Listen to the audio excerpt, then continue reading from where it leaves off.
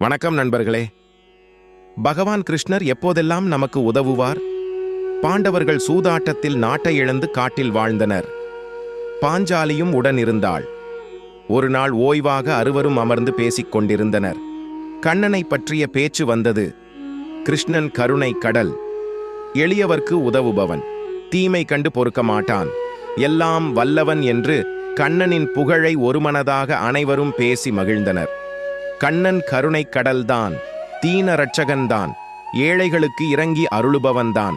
ஆனால் எல்லோர்க்கும் ஒரே விதமாக உதவாமல் சிலருக்கு மட்டும் உதவுகின்றானே, அது ஏன் என்று பீமன் ஓர் ஐயத்தை எழுப்பினான்.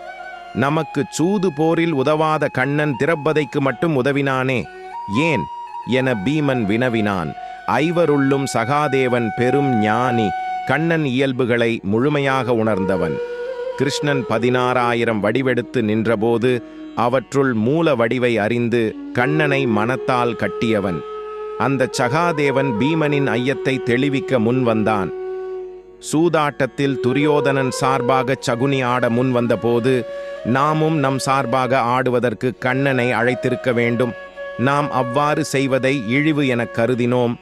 ஐவருக்கு மோதும் போர் மட்டுமே தெரியும், சூதுபோர் தெரியாது என்று உலகம் பழிக்குமே என அஞ்சி அவமானமாக கருதினோம். அவ்வாறு வரட்டு கௌரவம் கருதாமல் இருந்திருந்தால் நமக்கு இந்த கதி நேர்ந்திருக்க கண்ணன் விட்டிருக்க மாட்டான். திரௌபதியோ ஈராஜ சபையில் அவமானப்பட்ட போது கௌரவத்தையோ மான அவமானத்தையோ எண்ணவில்லை. உடுக்கை இழந்தவளின் கை அதை பற்றவில்லை. அதற்கு மாறாக அவள் கைகள் தலைக்கு மேல் குவிந்தன. மானம் போவதால் நாக்குச் செயல் இழக்கவில்லை. கோவிந்தா கோவிந்தா என்று கதறினாள்.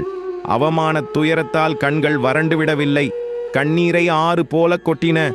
என்னால் முடியும் என்ற இருமாப்பு உள்ள வரையிலும் கண்ணன் உதவ ஓடி வரமாட்டான். என் செயலால் இனி ஏதும் இல்லை, இனி எல்லாம் உன் செயலே என்று தஞ்சமடைந்து விட்டால் அவ்வாறு தஞ்சமடைந்தவர்களை காப்பது அவன் பொறுப்பாகி விடுகின்றது. அதனால்தான் திரௌபதிக்கு புடவை சுரந்தான் என்றான் ஞானி சகாதேவன். ஆம் ஆம், நாம் தான் மான உணர்வினால் தவறு செய்தோம், அதன் பலனை அனுபவிக்கின்றோம் என்று ஒருமித்த குரலில் அனைவரும் கூறி கண்ணன் திருவடி நண்ணும் மனமுடையவர் ஆயினர். சர்வம் கிருஷ்ணார்ப்பணம்.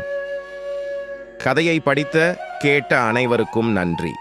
கதை பிடித்திருந்தால் நமது சேனலை லைக் செய்து சப்ஸ்கிரைப் செய்து கொள்ளுங்கள். நன்றி, வணக்கம்.